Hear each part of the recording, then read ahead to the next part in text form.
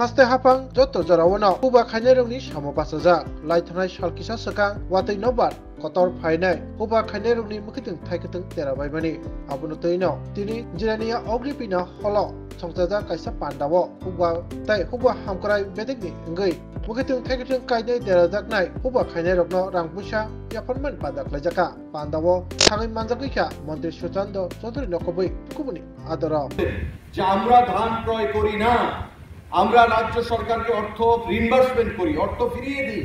রাজ্য সরকারকে ধান ক্রয় করতে হবে, আমাদের কোনো বাধা নেই। রাজ্য সরকার ধান ক্রয় করুক, টাকা যত প্রয়োজন আমরা প্রদান করব, কিন্তু রাজ্য সরকারকে ম্যান পাওয়ার দিয়ে রাজ্য সরকারকে দপ্তরকে খাদ্য দপ্তর এবং কৃষি দপ্তর সেখানে ধান ক্রয় করতে হবে। রাজ্য সরকার করেনি।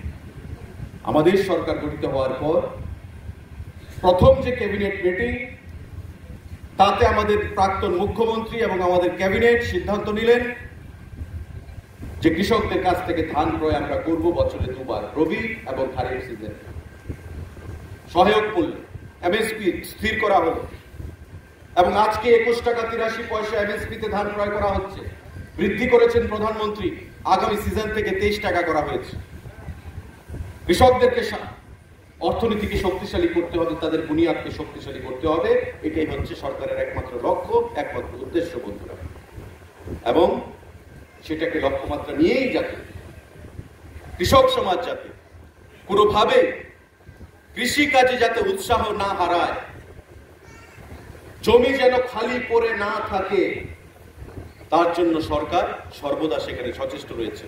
একটা সময় ছিল যখন আমার কৃষক ভাইয়েরা একবার ফসল করে আরেকবার ফসল করানোর জন্য সেখানে ইন্টারেস্ট হারিয়ে ফেলতেন। কারণ আমি ফসলটা করে করবো কি, সরকার তো ক্রয় করছে না।